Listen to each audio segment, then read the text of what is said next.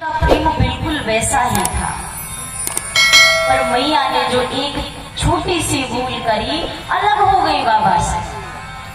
कैलाश पर पहुंचे हैं भगवान शंकर, समाधि लगी। 87,000 वर्षों के बाद जब समाधि खुली, मैया अपने पिता के यहाँ यज्ञ में गई है, जहाँ राजा दक्ष ने भगवान शिव का अपमान करने के उद्देश्य से एक विशाल यज्ञ का आयोजन किया था। दो तरह के कार्य हम अपने जीवन में करते हैं, एक धर्म का कार्य होता है, दूसरा अधर्म का कार्य होता है। अब ये पता कैसे चलेगा कि कौन सा कार्य धर्म का है, कौन सा अधर्म का है? आपके कार्य करने के पीछे उद्देश्य क्या है? आपका ये उद्देश्य निश्चित करता है कि आप धर्म कर रहे हैं कि आप अधर्म कर रहे हैं। अगर आप धार्मिक कार्य भी किसी से बदला लेने के लिए करते हैं, किसी का अपमान करने के लिए करते हैं, किसी को नीचा दिखाने के लिए करते हैं, तो आप ये ना विचार करिएगा कि ये तो धर्म का काम है, खूब ही पुण्य मिलेगा। वो धर्म का कार्य भी सिद्ध होने वाला नहीं है अगर आपका मकसद गलत है। राजा दक्ष ने तो यज्ञ किया था, तो यज्ञ तो सफल हो जाना था ना, पर नहीं हुआ। क्यों नहीं हुआ? क्योंकि राजा दक्ष का उद्देश्य अनुचित था। उनका एक मकसद था कि मुझे अपने जमाई शंकर का अपमान करना है। यज्ञ विध्वंस हुआ, वीरभद्र ने पूरा यज्ञ नष्ट किया। जैसे ही मैया सती यज्ञ में जली है, स्वयं को जलाकर भस्मीभूत कर दिया मैया ने। जीवन के अंतिम क्षणों में प्रभु श्री राम से वर मांगा, जन्म जन्म शिव पद अनुरागा। जन्म जन्मांतर तक भगवान शिव के चरणों की दासी बनो, मैया ने यही वर मांगा है। और इसी कारण से मैया का पुनर्जन्म हुआ राजा हिमाचल के यहाँ मैया पार्वती के रूप में। गोस्वामी जी कहते हैं, नारद जी को समाचार मिला, नारद जी सीधा पहुंचे राजा हिमाचल के यहाँ। तेही कारण हिमगिरी गृह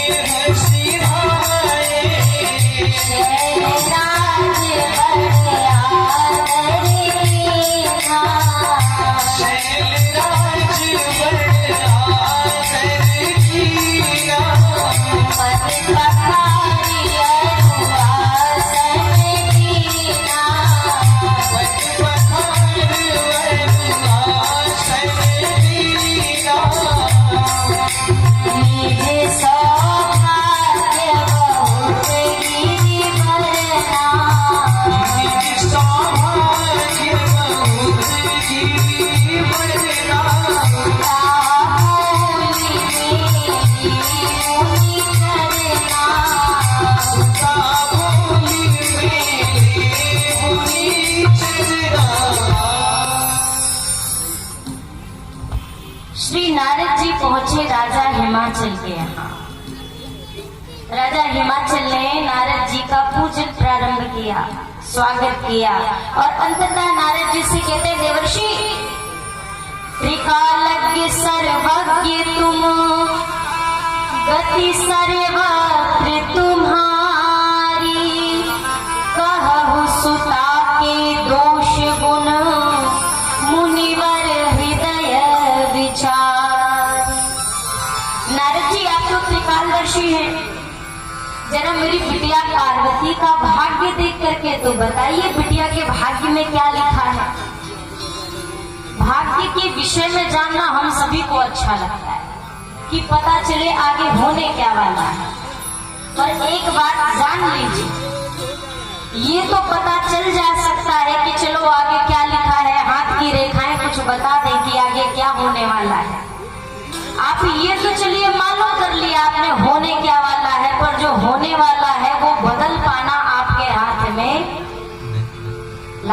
उपाय करो, पर ये मुमकिन नहीं है कि जो लिखा है वो बदल जाए।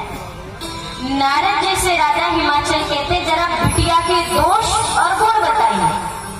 अब नारद जी ने क्या कहना शुरू किया, सुंदर सहज सुशील सयानी, नाम उमा अंबिका भवानी, सब लक्षण संपन्न कुमारी, हुई है संतत पियहि प्यारी, सदा अचल एहि कर एहि वाता, एहि तेजस पै है पितु माता, शैल सुलक्षण सुता तुम्हारी, सुनो जय अवगुण दुई चारी। राजा वैसे तो आपकी बेटी सर्व गुण संपन्न है, कोई दोष ही नहीं है। आपकी बिटिया की वजह से आपका नाम, आपका यश संसार में बढ़ेगा। आपकी बेटी का नाम लेकर के संसार की स्त्रियां अपने पातिव्रत धर्म का पालन करेंगी। सारा कुछ नारद जी ने अच्छा अच्छा बताया और आखिर में धीरे से कहा, सुनिए, एक दो अवगुण है, एक दो दोष है, अब वो सुनिए। माता पिता सोचने लगे इतने सारे गुण हैं तो अब अवगुण के लिए जगह बची का होगी कोई छोटी मोटी सी कमी। नारद जी ने कहा एक दो कमी है। राजा हिमाचल ने कहा क्या कमी है बिटिया में? नारद जी ने कहा बिटिया में कमी नहीं है, बिटिया को मिलने वाले दूल्हे में कमी है, बिटिया में कोई कमी नहीं है। क्या कमी है महाराज? नारद जी ने कहा अगुण अमान, मातु पितु हीना, उदासीन सब संशय छीना। जो अगुण होगा, अब नारद जी कह क्या रहे हैं और राजा हिमाचल समझ क्या रहे हैं, इन दोनों बातों में फर्क है, बात एक ही है। मैं यहाँ से कहती कितना हूँ महत्वपूर्ण ये नहीं है, आप उधर से समझते कितना है ये महत्वपूर्ण है। और एक बात यहाँ से बताया जा सकता है पर समझाया वाकई को मेहनत करनी होगी। जैसे आप ऐसे समझो, कोई व्यक्ति सो रहा हो तो आप उसे जगा सकते हैं कि नहीं जगा सकते? हाँ कि ना? है ना? अगर कोई सोने का नाटक कर रहा हो तो उसे आप जगा सकते हैं, ढकेलो, हिलाओ, डुलाओ, पानी डालो तब वो नहीं उठेगा। क्यों? क्योंकि वो तो नाटक कर रहा है। उसी प्रकार भैया जो समझना चाहिए उसे समझाया जा सकता है, पर जो एक कान में ऐसे रुई डाल के बैठ जाए हमें तो समझना ही नहीं है, तो आप बोलते रहो, वो सुनता रहेगा, सुनेगा तो पर समझेगा। राजा हिमाचल से नारद जी कहना चाहते हैं वो अगुण है, अर्थात गुण दोष से परे हैं, उससे ऊपर है। और राजा हिमाचल को लगा होने वाले जमाई में एक तो गुण ही नहीं है। नारद जी कहना चाहते हैं वो अमानी है, जो मान सम्मान की चाह से परे है। राजा हिमाचल को लगा उनका कोई मान सम्मान ही नहीं है। सारी बातें बताई और राजा हिमाचल ने कहा बस इतना ही। नारद जी ने कहा ये तो शुरुआत थी, अभी और है। जोगी जटिल आकाम मने, नगने अमंगल वेश, अस स्वामी यही कह मिलई, परी हस्त असिरे। जो जोगी है, जटिल है, अकामी है, श्मशान में रहता है, शरीर पर भस्म रमाता है, भूतों के संग निवास करता है, ऐसा पति आपकी पार्वती को मिलेगा। सुनते ही तो राजा हिमाचल और मैया मैना के पैरों तले जमीन नहीं खिसक गई।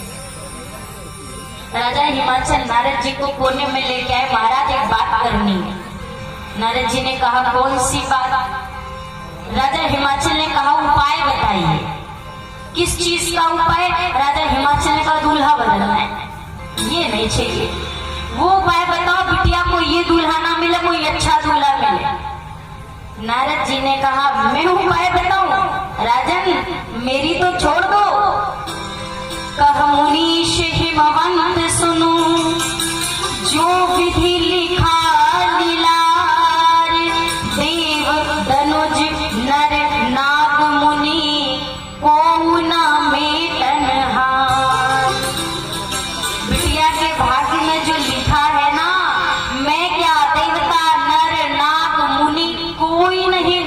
सकता है जो विधाता ने लिख दिया है। और सत्य बात है, जो भाग्य में है वो भाग कर आएगा, जो भाग्य में नहीं है वो आकर भी भाग जाएगा।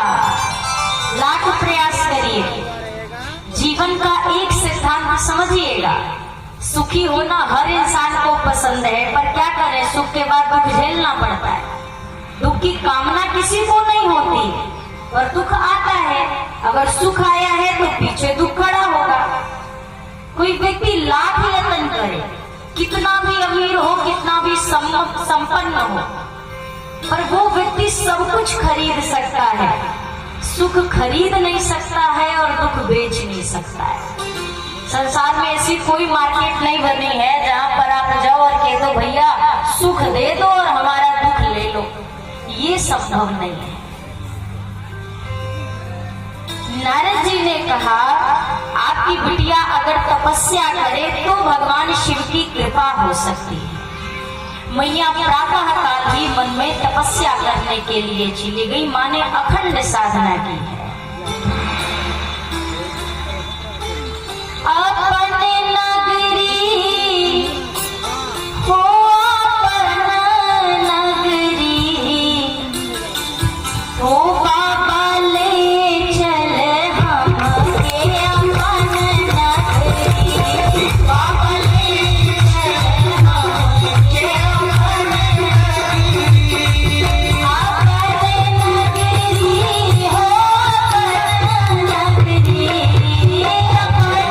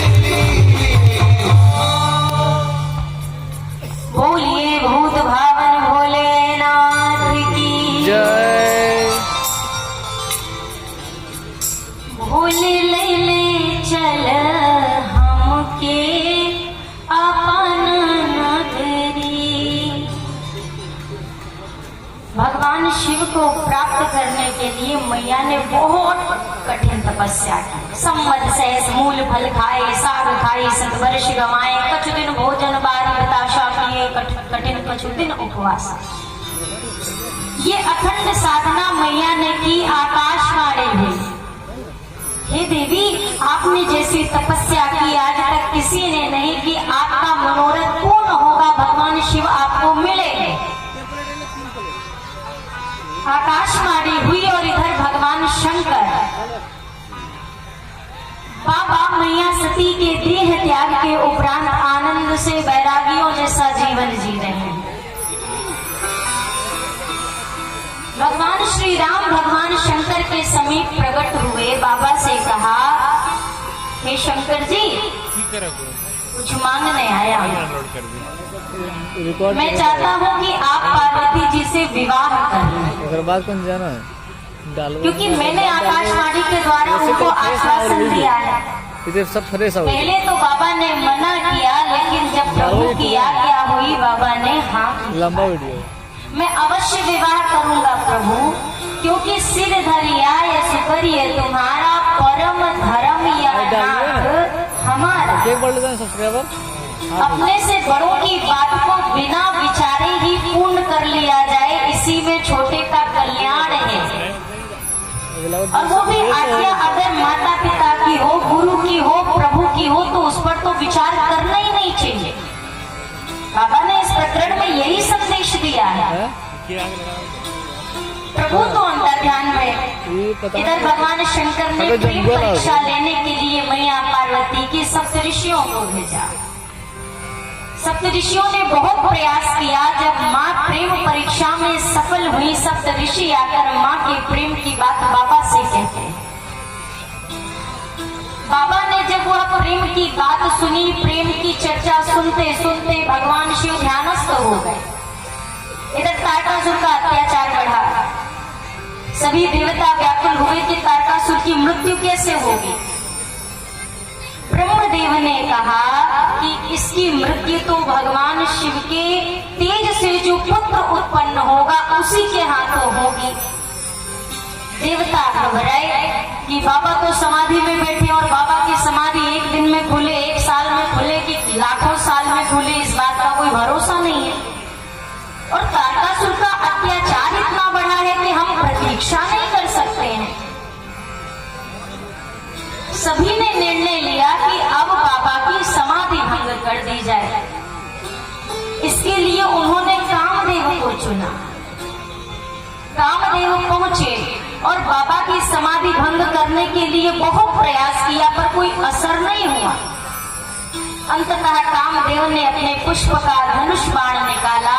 भगवान शिव के हृदय का लक्ष्य लेकर जैसे ही बाण छोड़ा, भगवान शिव ने नेत्र खोले, चारों ओर दृष्टिपात किया कि किसने मेरी समाधि को भंग किया है। दाएं देखा, बाएं देखा, आगे की ओर देखा, कोई नहीं दिखा। तब तक आम के पेड़ में हलचल हुई, बाबा की दृष्टि गई, कामदेव को छिपा हुआ देखा। भगवान शिव ने तीसरे नेत्र खोले और एक निमिष मात्र में काम को जलाकर भस्मीभूत कर दिया। काम जला। कामदेव की पत्नी रति आई। रति को बाबा ने आशीर्वाद दिया कि जब श्री कृष्ण अवतार होगा तो भगवान श्री कृष्ण के पुत्र प्रद्युम्न ही तेरे पति होंगे। बाबा की समाधि खुली, देखी ना देवताओं ने, सभी आकर खड़े हो गए, सभी लाइन लगाकर खड़े हो गए। भगवान शिव ने कहा कहिए देवताओं कैसे आना हुआ। देवताओं ने ब्रह्मदेव से कहा हमने अपना काम पूरा किया, आप अपना काम करिए। समाधि खुलवाना हमारा काम था, बाबा से आगे की चर्चा करना आपका काम है। ब्रह्मदेव ने कहा प्रभु ये देवता ना आपके विवाह के दर्शन करना चाहते हैं, तो बस इसीलिए निवेदन करने आए हैं। बाबा ने कहा इनको हमारे विवाह की चिंता ना है, इन्हें तारकासुर की चिंता है, लेकिन फिर भी मेरे प्रभु की आज्ञा तो मैं विवाह करूंगा।